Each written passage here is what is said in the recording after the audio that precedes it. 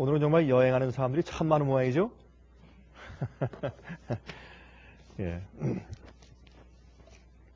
여러분들 다 평안하십니까? 예, 주님의 은혜를 감사합니다. 이번이 2003년도의 마지막 주말입니다. 참 놀라운 일이죠. 참 1월 달에 우리가 하나님께 기도하고 예배한 지가 정말 엊그제 같은데, 우리가 늘 상투적으로 하는 말이지만은 정말 세월이 빨리 지나갔습니다.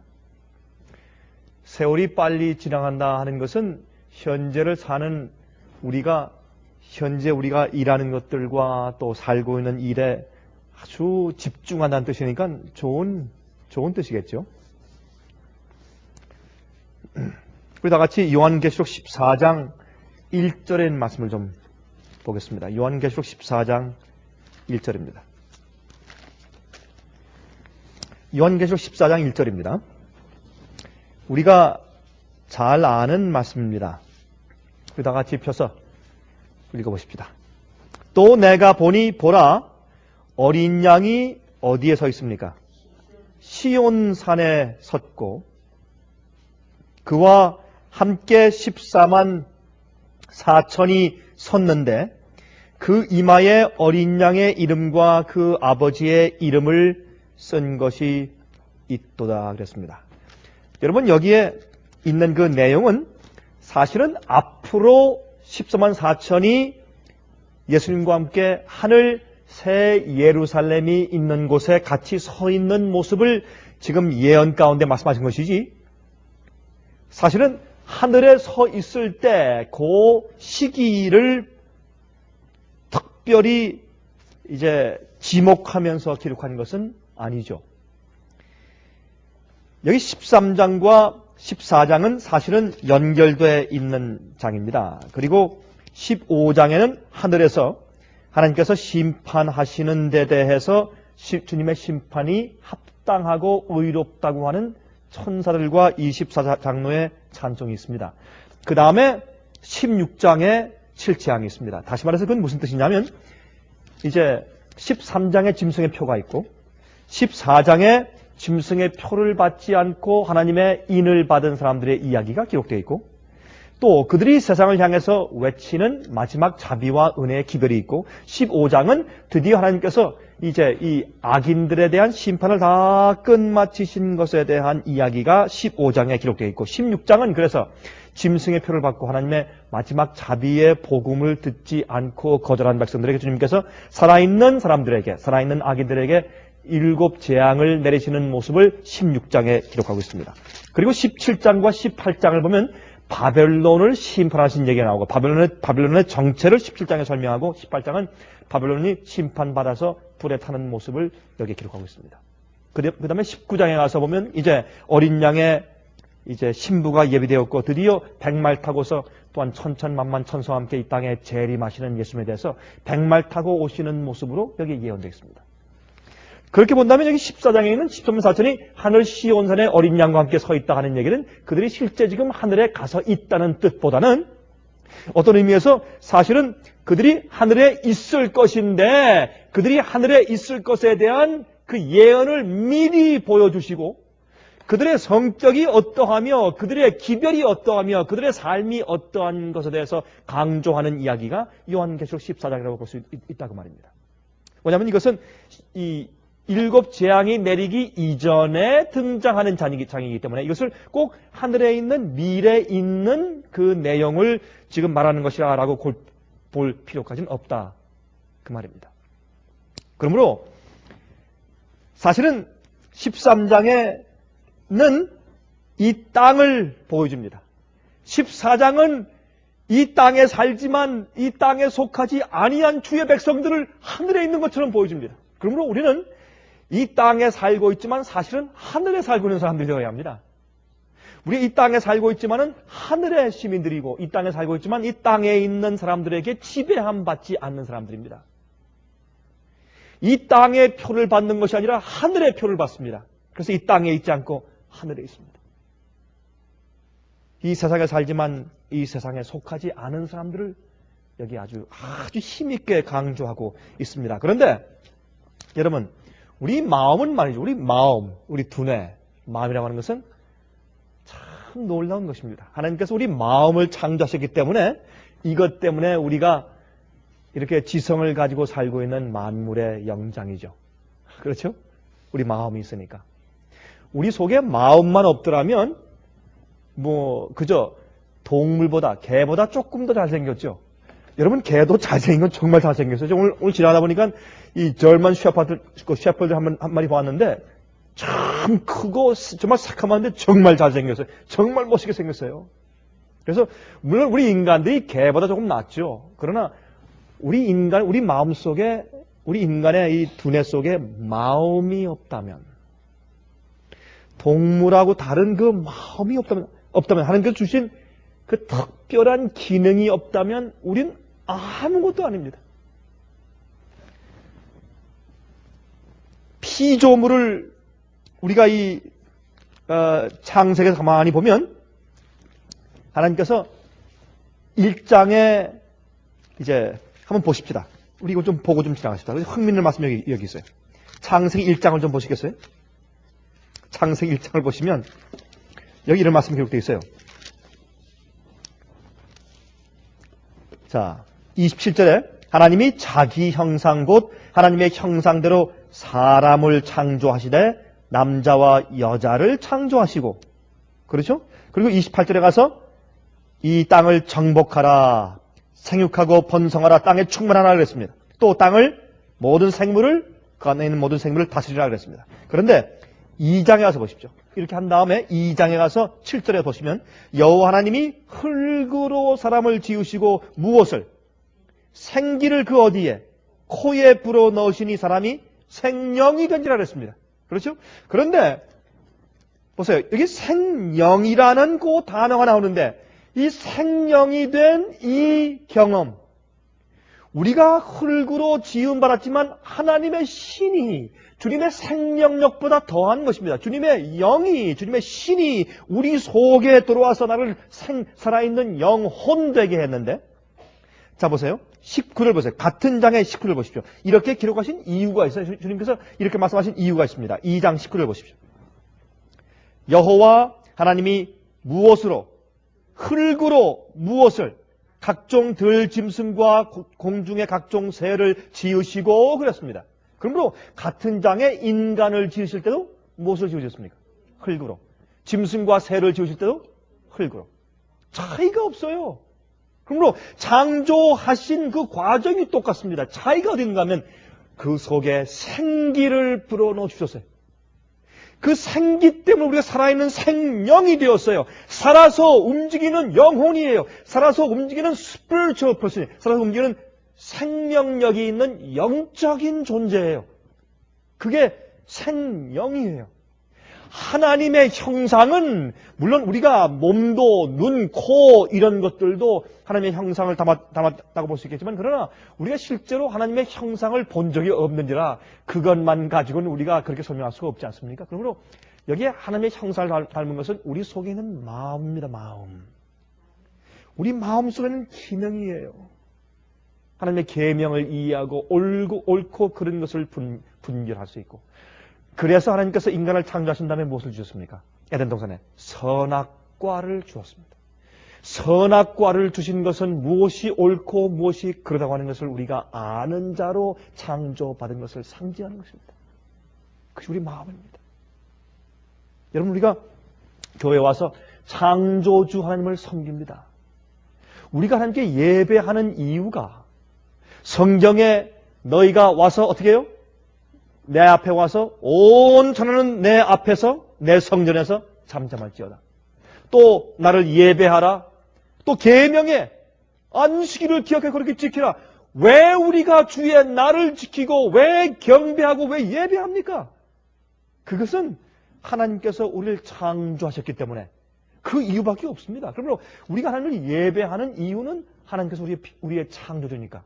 근데 그 창조하셨는데 그 창조가 그냥 우리 흙으로만 여기면 동물과 새와의 우리 차이가 사실 없다 그 말입니다. 우리를 창조하셔서 우리가 특별한 이유는 단 한 가지인데 우리에게 마음이 있는 겁니다. 근데 그 마음도 지성만 가진 마음이 아니라 하나님을 닮은 형상인데 그것은 성령의 마음입니다. 성령의 마음이에요.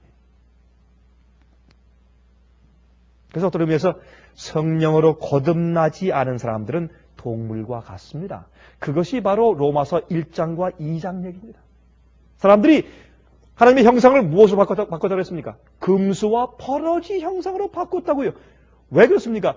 마음 가운데 영적인 성령이 거하시는 영적인 경험이 없어져 버리면 동물과 똑같습니다. 동물의 정욕과 동물의 식욕과 동물의 그런 자랑과 동물의 그런 욕심을 가지고 사는 것입니다.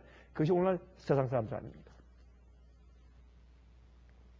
그런데 여기 말씀하기를 또 내가 보니 보라 어린 양이 시온산에 섰고 그와 함께 14만 4천이 섰는데 여기에 그들의 이마에 이름이 기록되어 있어요. 그것은 하나님의 이름이에요. 여기 보니까 뭐라 그랬습니까? 그 이마에 어린 양의 이름과 예수 그리스도의 이름과 그 아버지의 이름을 쓴 것이 있도다. 이것이 마지막 시대에 구원받는 자들의 특징입니다.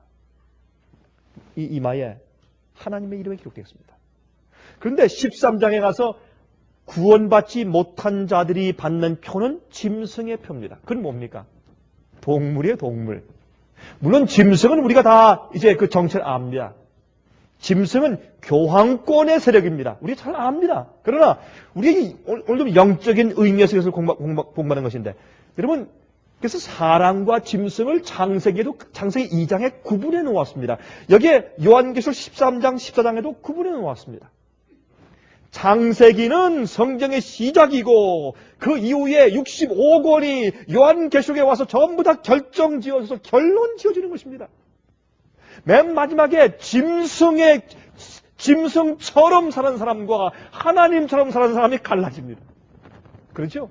그래서 요한계시록 13장에 짐승의 표를 받아요. 왜? 사는 것이 짐승처럼 사니까 동물하고 똑같습니다. 왜요? 영적인 경험이 없습니다. 하나님의 임재가 없습니다. 성령의 임재가 없습니다. 그래서 그들이 똑같이 우리 속에서 우리의 하나님께서 주신 마음, 영적 생명, 예? 생명이 되는 경험이 없으면 주의 성령이 내 속에 임재해서 생명이 되는 경험이 없으면요. 그건 동물이에요. 짐승입니다. 그래서 짐승의 표 받는 것입니다.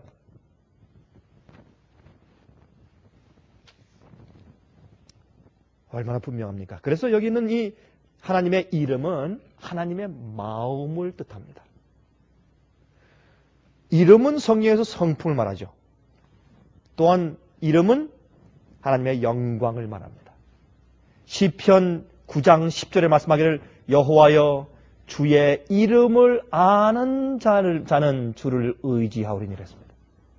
주의 이름을 아는 자는 주를 의지하오리니.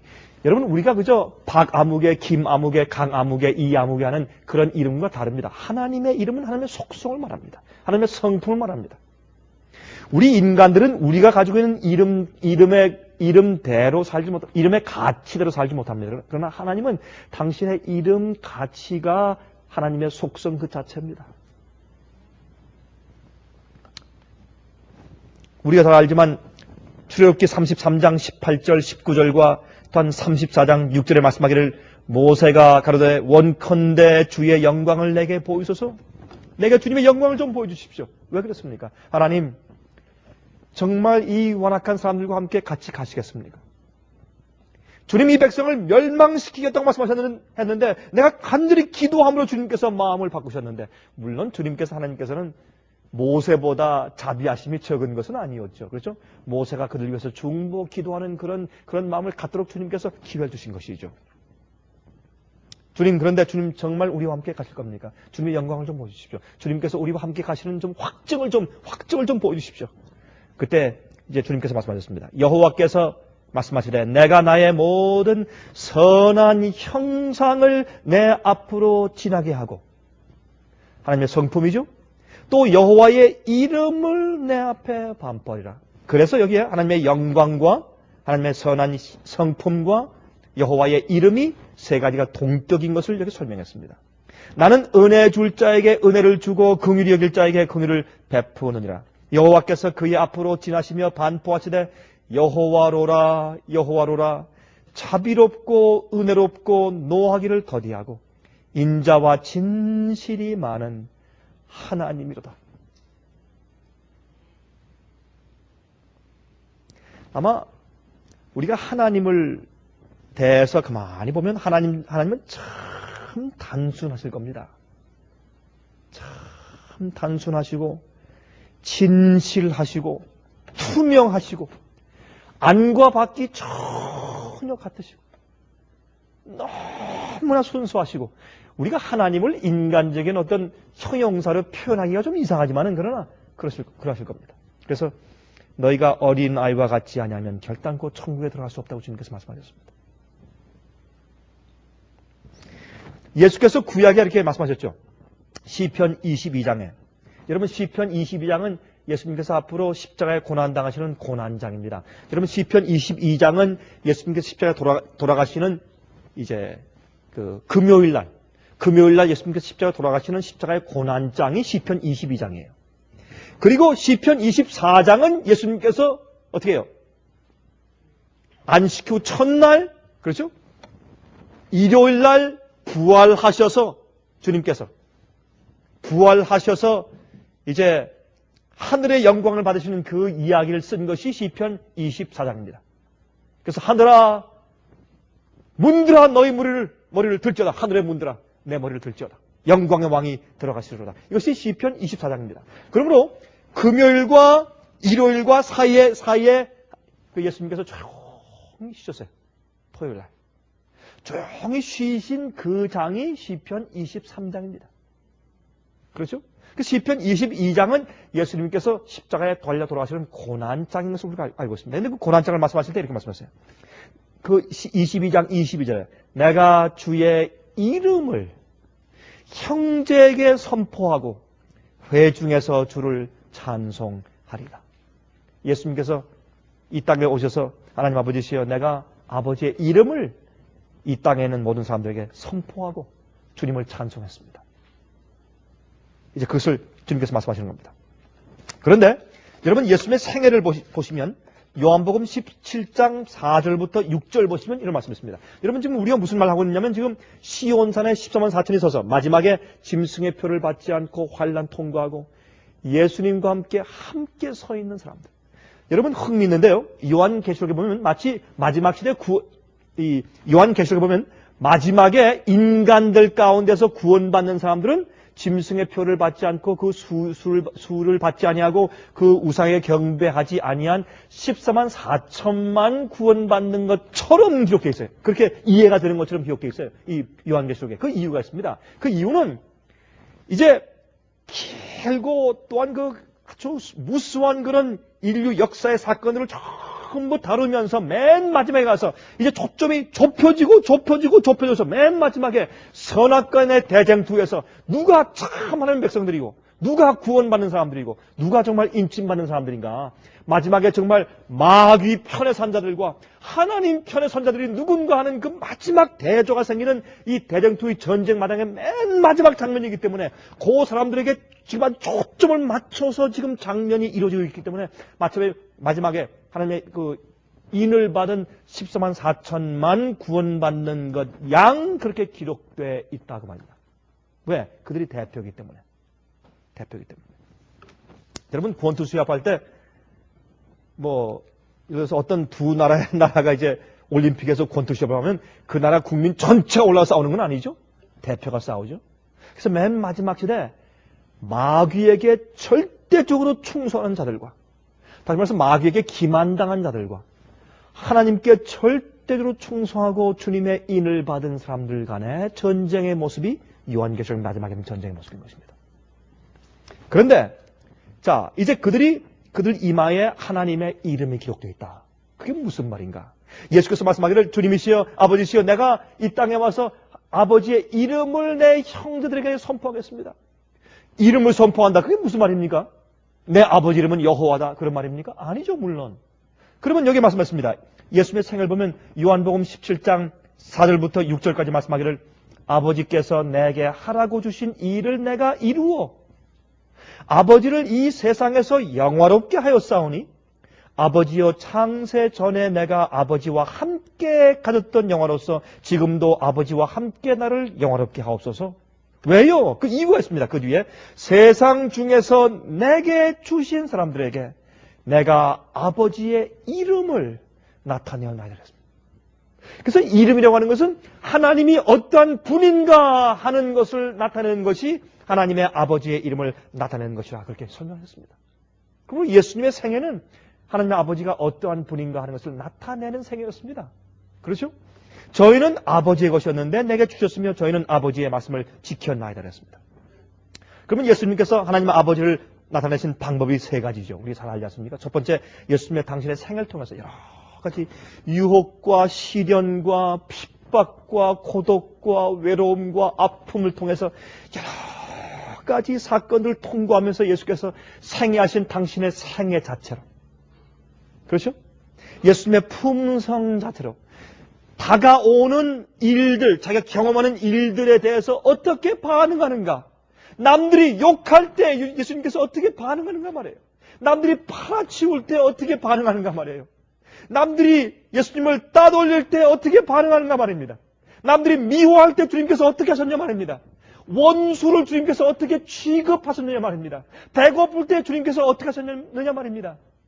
가장 힘들고 버림받는 것처럼 느껴졌을 때 하나님께 어떤 말을 했느냐 말입니다. 주님께 원망했느냐 아니면 어떤 생각을 찾았느냐. 그것이 성품입니다. 우리가 성품하면 꼭 무슨 미사 이걸 가지고 아름답게 형용사처럼 그렇게 꾸미지만 사실 성품은 뭐냐면 쉽게 얘기해서 우리가 매일매일 살 때 우리가 매일매일 겪는 우리 생의 모든 사건들에 대한 우리의 반응이 성품이에요. 여러분 그렇습니까? 안 그렇습니까? 쉽게 생각하십시오. 아주 프랙티컬하게. 우리 성품은 우리가 남들에 대해서 우리가 취하는 우리의 태도와 반응이에요. 그러면 어떤 땐 말이죠? 성품이 좋다 그러면 그저 가만히만 그저 묵묵하게 말이죠. 그저 정말 온유하고 겸손한 사람처럼 겸손하니까 가만히 이렇게 있는다고 해서 그래서 성품이 좋은 것은 아닙니다. 어떤 때는 안달해야 돼요. 왜? 주의 삶을 빨리 해야 할 텐데. 물론 그렇게 하면 사람들이 왜 그럴까 하지만 그러나 주님의 사업에 대한 애착심을 가지고 안달하는 것도 그것도 좋은 성품이에요. 우리를 위해 사는 것입니까? 아니죠. 어떤 때는 말이죠. 의분이 있어요. 의분이. 죄를 볼 때 의분이 있어야 돼요. 악을 볼 때 의분이 있어야 돼요. 우리가 자기 이기적이고 자기 개인적인 이유 때문에 사는 것이 아니지 않습니까? 그렇죠? 우리 삶이. 그러므로 사실 우리가 말이죠. 성품이 좋다 그러면 말이죠. 그저 옛날 우리 도교의 유교의 군자처럼 아무것도 하지 않고 가만히 돋보이고 손을 이렇게 꼬고 가만히 있는 것처럼 그렇게 생각하지만 사실 그렇지 않습니다. 우리의 성품은 활동적이어야 합니다. 활동적이어야 합니다. 물론 그러면서도 우리가 이제 성품이 우리의 인격이 고귀하게 돼야 되겠죠. 예수님처럼. 예수님의 품성을 통해서 두 번째, 예수님의 가르침을 통해서 진리를 가르치는 걸 통해서 예수님께서 하나님의 아버지의 성품을 나타내 보여주었습니다. 그래서 예수님께서 하실 때 예수님은 육신이 말씀이래요. 그래서 말씀.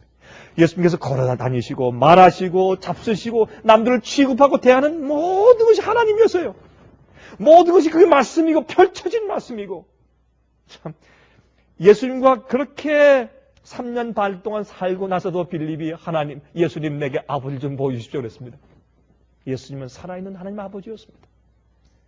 그게 인침받은 자입니다. 쉽게 얘기해서. 그게 인침받는 것입니다. 우리가 인침받는다. 그걸 좀 어렵게 생각하지 마십시다. 인침받는 것은 그런 것을 말하는 것입니다. 세 번째, 기적들을 통해서. 기적.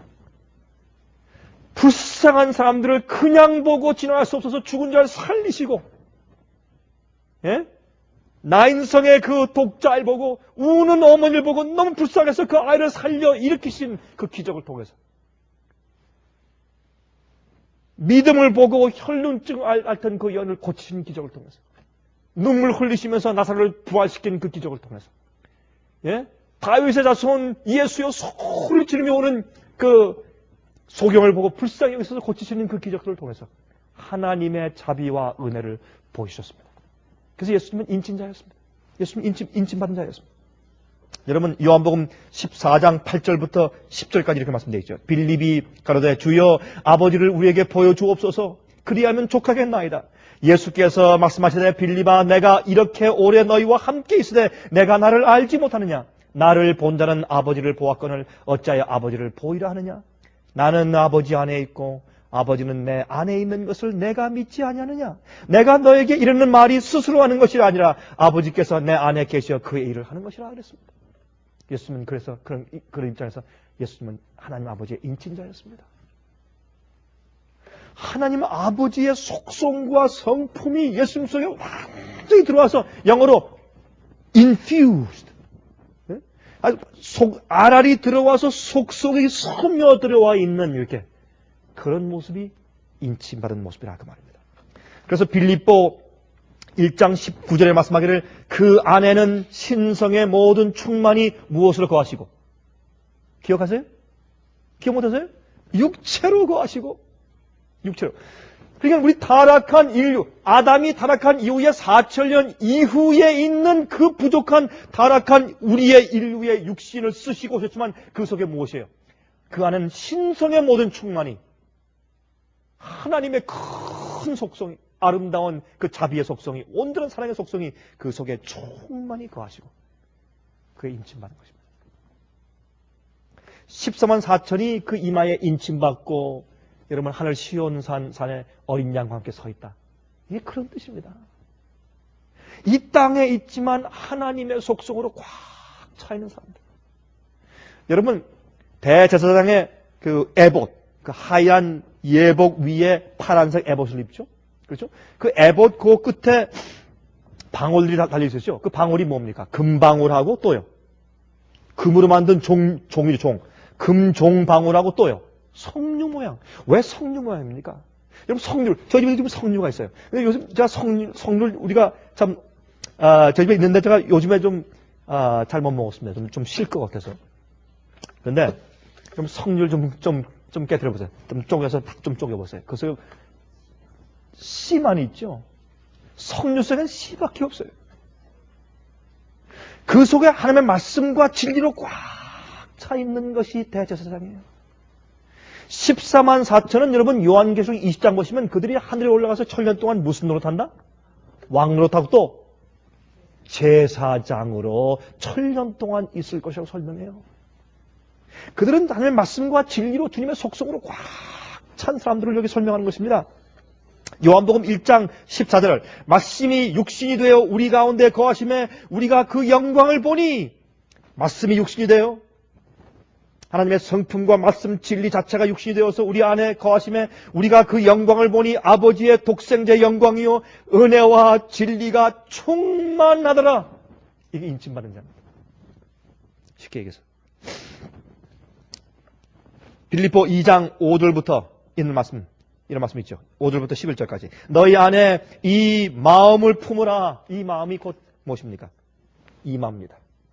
이마를 품으라. 우리가 이마가 있지만 이마는 이마는 그 속에 마음이 있는 겁니다. 마음이 없으면 그 이마는 아무 소용이 없습니다.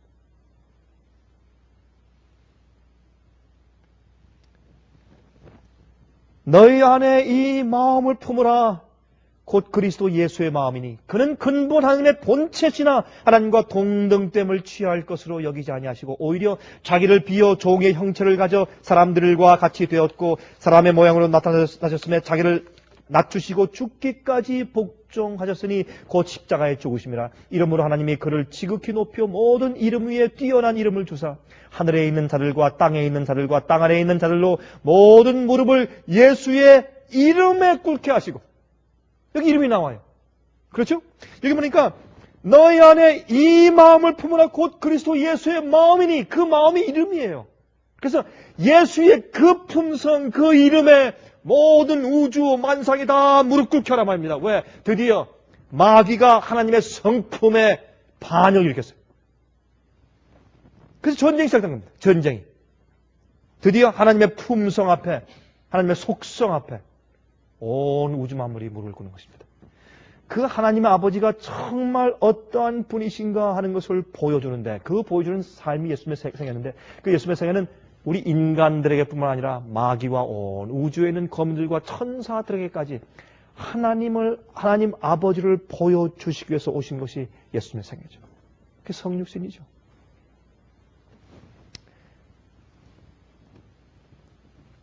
땅에 있는 자들과 하늘에 있는 자들과 땅에 있는 자들과 땅 아래에 있는 자들로 모든 무릎을 예수의 이름에 꿇게 하시고 모든 입으로 예수 그리스도를 주라 시인하여 하나님 아버지께 영광을 돌리게 하셨느니라 그랬습니다. 여러분, 그래서 13만 4천이 그들 이마에 아버지의 이름이 써있다. 그것은 예수의 경험입니다. 그 예수님 경험이에요. 다른 거 아닙니다. 우리 속에 그런 경험이 있으면 얼마나 좋겠습니까? 이게 그리스도인 삶의 우리 목적이고 표준 아니겠습니까? 여러분, 그 우리의 이마에 있는 이마의 이 속에 있는 이 두뇌를 전두엽이라고 부르죠. 전두엽이라고 부르죠. 전두엽. 이 전두엽 속에 우리의 영성과 우리의 지성과 의지가 다 들어있습니다. 판단력이 다 들어있습니다. 그런데 사람들이 이제 일을 하다가 아니면 장난을 치다가 이 앞에 머리를 다치면, 이 앞에 머리에 손상이 생기면 도덕성과 사회성을 사람들이 잃어버려요. 그래서 사실은 정신의학과에서 이 사실은 너무나 잘 증명하는 것입니다. 현대의학이 우리의 전두엽, 이마 속에 있는 이 앞니마 속에 있는 우리 마음이 두뇌 이 기능이 그만 상실돼 버리고 다치고 손상되면 사람이 도덕심을 잃어버리고 영성을 잃어버리고 사회성을 잃어버려요. 다 큰 사람이 옷을 벗고 다니면서 아무 데나 가서 이렇게 방뇨를 해도 부끄러운 줄 몰라요. 왜? 그 두뇌의 마음의 기능이 상실됐기 때문에. 이게 우리로 사람 되게 하는 것은 바로 이 전두엽입니다. 거기에 무엇이 있단 말입니까? 하나님의 이름이에요. 자기 이름이 아니에요. 예? 훌륭한 옛날 유명한 어떤 사람의 전집이 아니에요. 우리를 창조하신 하나님이에요. 성품의 원본인 하나님의 형상이 그것이 속에 있다고 말입니다. 여러분, 현대 화가들 보십시오. 한 번은 말이죠. 한 번은 제가 이제 이 독일에서 독일 콜롱시에서 이제 한 분하고 이제 집회를 끝나고 한번 이렇게 쭉 이제 좀 거닐고 있는데 저한테 이제 한 미술상들이 있는 그런 거리를 데려갔습니다. 이제 데려가서 이제 보여주는데 보니까 참 정말 이 유화인데 정말 멋있는 그림이 많아요. 정말 참 아름다운 그림이 많이 있더라고요. 또 사람들이 이제 이제 라인 강변가에서도 그림들도 그리고 있고 쭉 이제 화가들의 그림이 있는 그런 갤러리가 많이 있는 곳인데 쭉 다니면서 보는데 한 군데 가니까 현대화들이 있는데 저는 전 죽었다 깨어나도 전 현대화를 좋아할 것 같지는 않습니다. 여러분들 모르겠습니다. 여러분 현대화 보시면 여러분 어떤 기분이 들어가세요? 현대화들. 근데 현대화는 아무리 봐도 제가 이해가 안 돼요. 그래서 도대체 어떻게 사람을 저렇게 그렸느냐. 코가 이마에 있고, 예? 입이 저 밑에가 있고 말이죠. 발이 머리 위에가 있고 말이죠. 참, 또 얼굴도 말이죠. 이 얼굴의 색깔이 시퍼둥둥하고 참 이상하게 그려놨어요. 어떻게 사람이 그림을 그리는데 사람들 눈에 보기에 아름답게 그리죠? 저렇게 그림을 그렸을까? 그렇게 생각했는데 저를 데리고 간 그 사람이 꽤 이 미술에 조예가 있는 사람입니다. 저한테 이제 현대화를 왜 그렇게 그리는지 저한테 설명을 해주는데 그 설명을 가만히 들어보니까 그 설명의 이야기를 한마디로 줄이면 이 말입니다. 현대화가들은 자기가 보고 느낀 대로 색깔을 그리고 모양을 그립니다. 자기 나름, 그러니까 나는 이렇게 봤다고 말입니다. 나는. 또 여러 각도에서 본 모양을 합성해서 동시에 그려요. 아침에 본 모양과 저녁에 본 모양과 점심에 본 모양과 내년에 본 모양을 같이 한 폭에 그린다는 것이 그것이 현대화래요. 참 무슨 말인지 이해가 안 되지만 하여튼 그렇대요. 그래서 시각이 다르고 시간이 다르고 또 조명도 다르고 자기가 보고 느낀 대로 그래서 100년 동안의 어떤 그림을 갖다가 한 폭에 그릴 수도 있고 10년 동안 아니면 오늘과 내일에 있는 일 갖다 한 폭에 그릴 수 있고 그게 현대화라요. 또 자기가 또 보고 자기가 느낀 감정대로. 여러분 이 세상에 품성이 갖가지입니다. 우리의 개성이 갖가지입니다. 그러나 여기 성경은 말하기를 하나님 아버지의 품성을 닮은 자만 어린 양과 함께 설 것이라고 설명합니다. 예수 그리스도의 품성을 닮고 하나님의 품성을 닮은 자만. 뭘 봐야 되겠습니까? 내가 느끼는 것이 아니고 하나님께서 어떻게 말씀하시느냐 하는 것입니다. 성경 말씀, 진리. 그래서 영감이 필요합니다. 여러분, 다니엘이 영감 받았을 때 어디로 받았습니까? 그게 뇌 속에 받았습니다. 뇌 속에. 그가 뇌 속에 영감을 받고 그랬습니다. 뇌 속에 그가 계시를 받고 그랬습니다. 뇌 속에. 여러분, 우린 영적인 사람들입니다. 우리가 찬송을 불러도 가마적인 찬송을 불러야 합니다.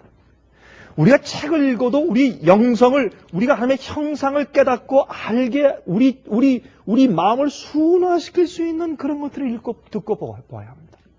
그리고 우리가 생각하는 것들 정말 중요합니다. 여러분, 우리 생각의 고삐를 잘 잡아야 합니다. 어떤 데 말이죠. 우리 생각이 별들 다 돌아다닙니다. 생각의 파수꾼을 세워야 합니다. 뭘 생각하는지, 먹는 것만 중요한 게 아니고 우리가 뭘 생각하는지, 내 생각이 어디에 가느냐 말입니다. 어디에, 무엇에, 어디에 집중되어 있고 무엇을 생각하길 좋아하느냐 말입니다. 여러분, 우리 취미 생활도 참 중요합니다. 우리 생각의 끈을 붙들어매야 합니다. 주님의 진리에, 하나님의 품성에, 예수님께 집중해야 합니다. 눈을 예수께 돌려 그 얼굴을 주목하라. 그의 영광스러운 광채에 세상 영화는 어떻게 한다고요? 사라지네. 그의 영광스러운 광채에 세상 영화는 사라지네.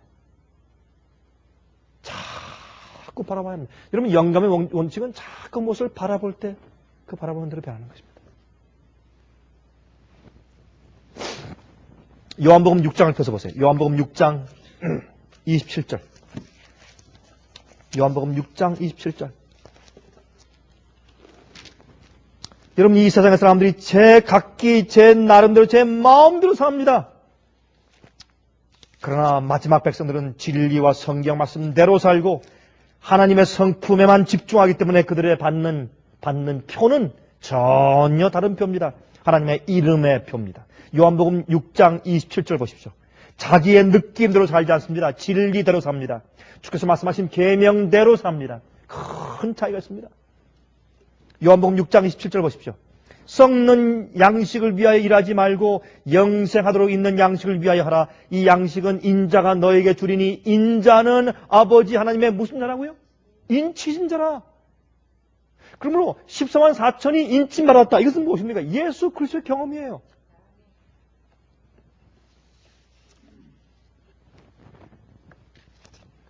여러분, 요한계시록 22장 맨 마지막 장 보십시오. 요한계시록 22장 4절 보십시오.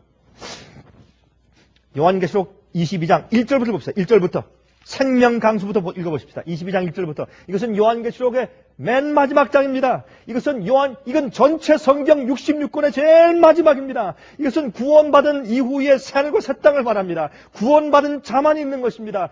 더 이상 악인이 없습니다. 죄가 없습니다. 마귀가 없습니다. 시험과 유혹도 없습니다. 마지막을 설명할 때 이렇게 설명합니다. 또 저가 수정같이 맑은 생명수의 강을 내게 보이니 하나님과 및 어린 양의 보좌로부터 나서 길 가운데로 흐르더라. 강 좌우에 생명나무가 있어 12가지 실과를 맺히되 달마다 그 실과를 맺히고 그 나무 잎사귀들은 만국을 소송하기 위하여 있더라. 다시 저주가 없으며 하나님과 그 어린 양의 보좌가 그 가운데 있으니 그의 종들이 그를 섬기며. 여기 보니까 1절과 2절과 3절에 지금 무엇이 회복되어 있습니까? 에덴 동산이 회복되어 있습니다. 창세기 1장, 2장에 주님께서 창조하신 그 모습이 그대로 다시 회복되어 있습니다.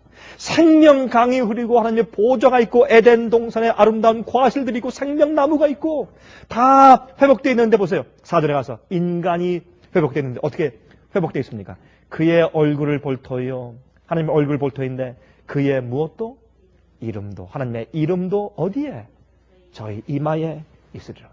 옛날에 하나님께서 인간을 창조하셨을 때는 모든 피조물이 천사나 아담이나 해와나 모든 하늘의 피조물들과 이 땅의 사람들이 전부 다 하나님의 성령께서 와서 내재하시는 거룩한 성전이었습니다. 그래서 성령의 그 역사심과 성령의 내재함이 그게 생명이니까, 살아서 움직이는 하나님의 마음이니까, 그게 인간이었으니까. 그래서 이 온 우주에 전부 연결되는 겁니다. 전부 마음과 마음이 하나님의 마음을 가진 존재가 전부 다 하나로 연결되어 있는 것이 그게 하늘이었습니다. 그것이 타락하기 이전에, 마귀와 죄가 들어오기 이전의 형편이었습니다. 이제 세상의 만물들이 다 회복한 다음에 인간들도 회복하는데 어떻습니까? 그 이마에 하나님의 이름이 있습니다. 하나님의 성품입니다. 여러분, 인간이 만든 자동차 가운데서 가장 비싼 자동차가 뭡니까? 여러분 아세요? 롤스로이스. 여러분 롤스로이스 보셨어요? 좀 보셨죠? 전 가끔 좀 봤는데, 롤스로이스. 그 앞에, 이 뭡니까? 이 표시가, 문자 뭡니까? R자 두 개 써 있어요. 하나는 크고 하나는 좀 작아요. 롤스로이스. 여러분, 이 거리에 굴러다니는 집입니다. 롤스로이스는 30만 불, 40만 불, 50만 불, 100만 불짜리도 있습니다. 롤스로이스. 그건 특권층에만 주문해서 특별히 만들어서 주문한데 다 만들어주는 것이지, 그냥 가서 이렇게 만들어 놓은 거 보고 사고 이렇게 하는 게 아닙니다. 그건 주문해서 이제 타는 차입니다. 여러분 그런데 아십니까? 롤스라는 사람과 로이스라는 사람 두 명이 이제 그걸 제작해서 만들었는데, 그래서 롤스로이스 아닙니까? 그래서 그 차에 제가 뚜껑을 열어보고 제가 부속을 한번 본 적이 있어요. 보시면 그 차 안에는 모든 부속 하나하나에 R자 기록되어 있어요. 그래서 그 롤스로이스입니다. 피스톤에도, 파이프에도, 나사 모습 전부 다 R이에요. 그건 개런티입니다. 틀림없는 겁니다. 그것은 그 회사의 롤스와 롤스씨가 인증해 준 겁니다. 개런티한 겁니다. 이건 틀림없단 말입니다. 이건 100만 불짜리 차입니다. 이 세상에 이런 차가 더 이상 없습니다.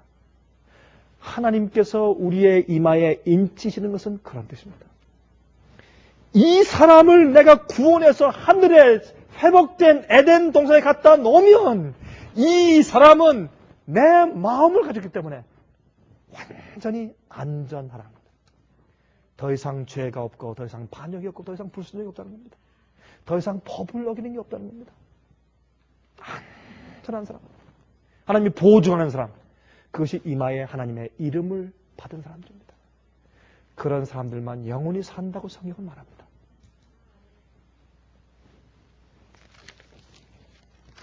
여기에 이런 말씀이 있더라고요. 예수님께서 말씀하신 비유에 대해서 설명한 실물교훈이란 책 413페이지를 보니까 이와 같은 참 좋은 말씀이 있습니다. 한번 들어보세요. 좀 길어요. 한번 들어보세요. 여러분 마음 가운데 잡된 생각들을 다 몰아내는 의미서라도 이 참 좋은 말씀 한번 좀 들어보십시다.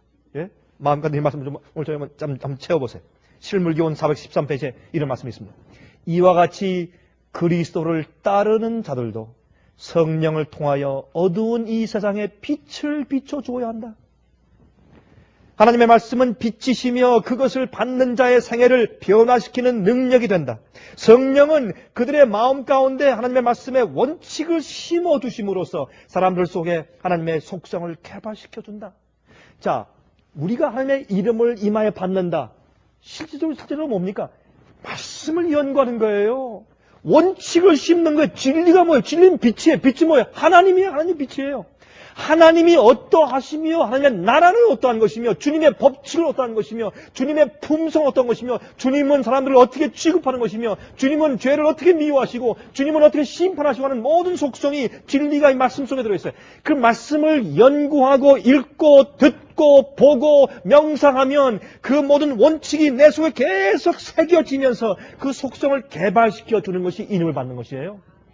인침 받는 것은 어떤 눈에 보이지 않는 어떤 이상한 무슨 귀신이 들어오는 것이 아니고, 인침받는 것은 하나님께서 나타내신 계시의 진리와 빛을 계속 연구하고 보고 듣고 그것을 내 마음 가운데 계속 명상함으로 그 원칙이, 그 원래의 속성이 내 속에서 계속해서 쌓여가고 인쳐지는 것을 말하는 것입니다. 그 꽃이 아름다운 형상이 새겨지는 것입니다.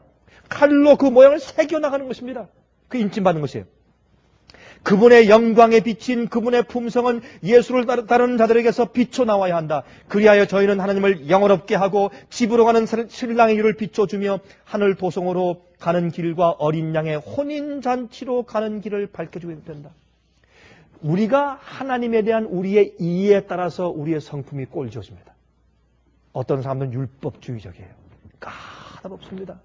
잘 용서해주지 못합니다. 마음이 아주 좁습니다. 왜 그렇습니까? 그들이 이해하는 하나님의 상이 그렇습니다. 그러나 예수님의 성품을 잘 아는 사람들은 자비롭고 은혜롭고 노하기를 더디하는 그 품성을 잘 아는 사람들은 그 속성의 개발이 다릅니다. 415페이지입니다. 같은 책에. 이 세상을 덮고 있는 어두움은 하나님께 대한 오해의 어둠이다. 사람들은 하나님의 품성에 대한 지식을 잃어버리고 있다. 하나님의 품성은 잘못 이해되고 그릇 해석되고 있다. 이러한 때에 하나님께서 주신 기별이 전해져야 한다. 이 기별은 광범위한 감화력과 구원의 능력을 가지고 있다. 하나님의 품성이 널리 알려지게 해야 한다. 이 어두운 세상에 하나님의 영광의 빛 곧 그분의 인자와 긍휼과 진리의 빛을 비춰주어야 한다. 신랑의 오심을 기다리는 자들은 백성들에게 너희 하나님을 보라라고 외쳐야 한다. 세상에 비칠 마지막 자비의 빛, 곧 세상에 전파되어야 할 마지막 긍휼의 기별은 하나님의 사랑의 품성을 드러내는 것이다. 그래서 예수님은 인치임 받는 자였습니다. 예수님은 인치신 자였습니다. 하나님의 자녀들은 하나님의 영광을 드러내야 한다. 그들은 저희의 상해와 품성을 통하여 저희를 위하여 행하신 하나님의 은혜를 나타내야 한다. 의의 태양 광선이 선행 곧 진실한 말과 거룩한 행실을 통하여 비춰지도록 되어 있다. 아버지의 영광의 광채가 되시는 그리스도께서는 영광의 빛으로서 이 세상에 오셨다. 그들은 사람들에게 하나님을 나타내기 위하여 오셨다. 그분에 대하여 성경에는 다음과 같이 기록되었다. 그분에게 성령과 능력을 기름 붓듯 하셨음에 두루 다니시며 착한 일을 행하시었다. 그분은 나사렛 회당에서 이렇게 말씀하셨다. 주의 성령이 내게 임하셨으니 이는 가난한 자에게 복음을 전하게 하시려고 내게 기름을 부으시고 나를 보내사 포로된 자에게 자유를, 눈먼 자에게 다시 보게 함을 전파하며 눌린 자를 자유케 하고 주의 은혜의 해를 전파하게 하려 하심이라. 이것은 예수께서 당신의 제자들에게 맡기신 사업이다. 너희는 세상의 빛이라. 이같이 너희 빛을 사람 앞에 비치게 하여 저희로 너희 착한 행실을 보고 하늘에 계신 너희 아버지께 영광을 돌리게 하라고 그분은 말씀하셨다.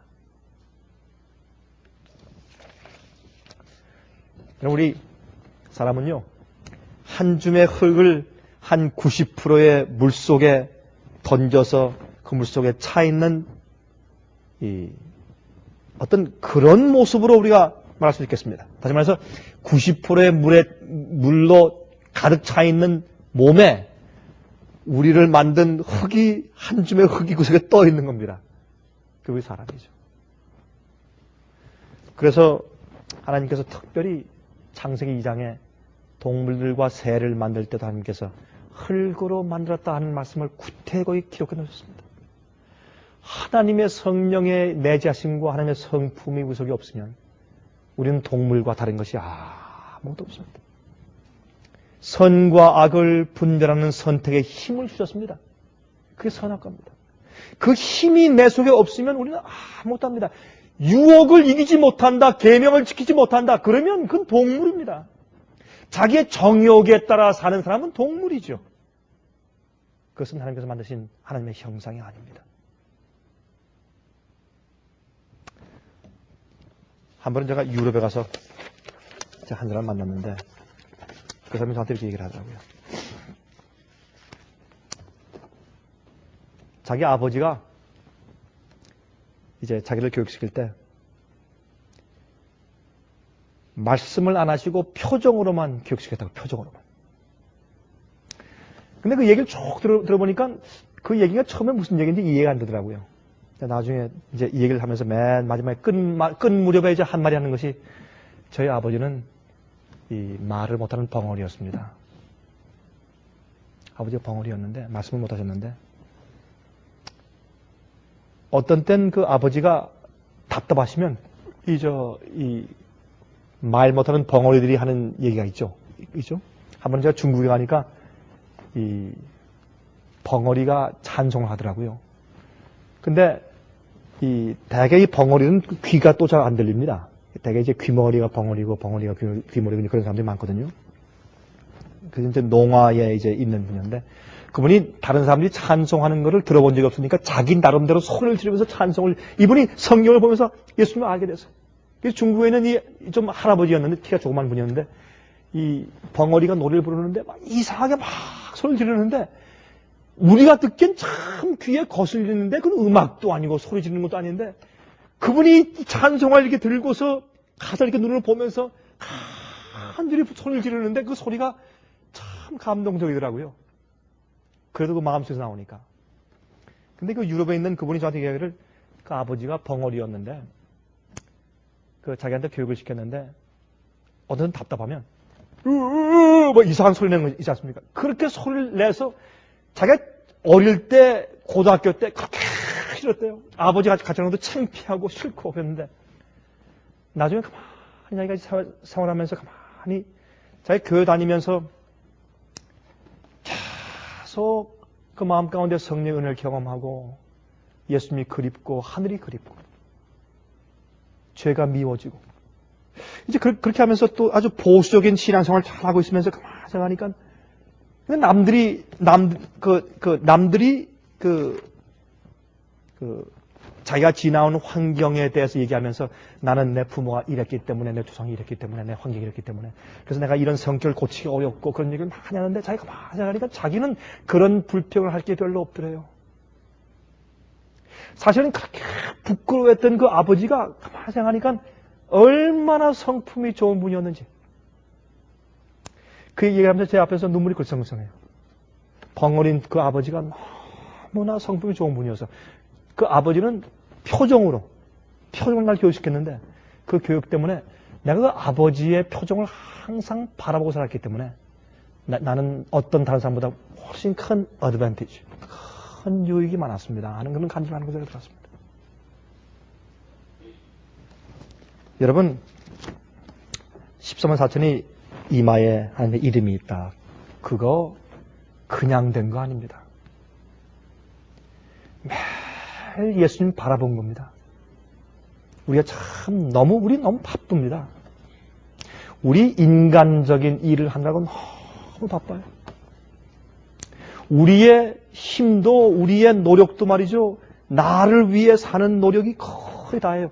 이걸 어떻게 해결하면 되겠습니까? 우리가 기도 많이 해야 합니다.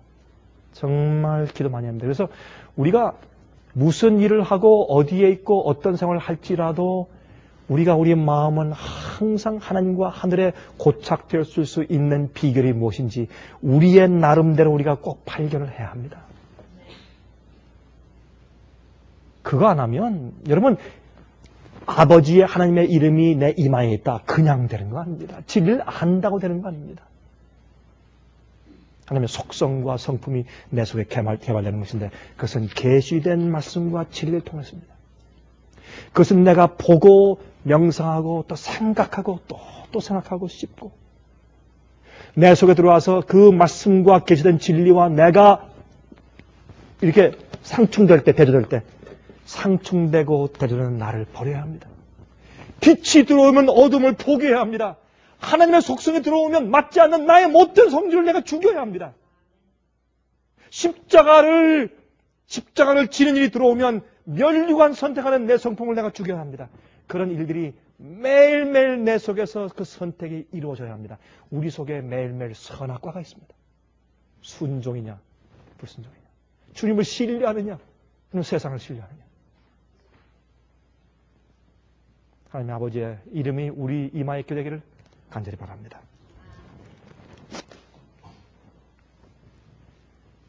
하늘에 계신 우리 아버지, 늘 우리 마음과 생각을 위의 것에 고정시킬 수 있도록 저희를 도와주시기를 기도합니다. 하나님, 이 세상의 삶 자체가, 우리가 사는 이 인생 생활의 모든 구조가 우리 마음을 하나님에게서부터 돌려서 빼앗아 가고자 고안되고 계획된 것들입니다. 참 그래서 시련당하고 어려움당하는 주님의 백성들이 너무나 많이 있습니다. 마음은 원이지만 육신의 환경이 약하고 육신의 정욕이 약합니다. 주님, 오늘 우리가 주의 말씀을 다시 상고하면서 마지막 시대 시온산에 설 주의 마지막 백성들을 우리 마음 가운데 생각하게 됩니다. 주님, 우리가 그들 속에 참여하게 되기를 간절히 소원합니다. 그 이유는 우리가 이 세상의 마지막 전쟁의 무대에서 우리가 하나님의 이름을 영광스럽게 하기를 원하기 때문에 그렇습니다. 우리가 우리 생애에서 주님께 욕을 돌리고 주님께 마음을 아프시게 한 일들이 너무나 많이 있었기 때문에 맨 끝에 가서 정말 주님의 참된 증인으로 서고 싶은 그런 욕망이 우리 마음을 가득 채우고 있는 것을 아버지께서 아십니다. 주여, 저희 죄를 사하시고 저희 부족한 점들을 용서하시며 저희를 변화시키시고 매일매일 성령을 저희 마음 가운데 채워주셔서 하나님 아버지의 이름이 우리 이마에, 우리의 전두엽에 분명히 기록되는 그런 자를 될 수 있도록 도와주시옵소서. 주님이시여, 주님이시여, 한 해가 다 저물어 갔습니다. 이제 이 한 해를 예수 그리스도의 십자가의 보혈 속에 다 묻고 깨끗이 씻은 다음에 다시 우리의 마음이 깨끗한 하나의 세마포처럼 새로운 생을 살기 원합니다. 저희를 도와주시옵소서. 다시 주님만 바라볼 수 있는 그런 간절한 소원을 저희 마음 가운데 두셔서 행하게 해 주시옵소서.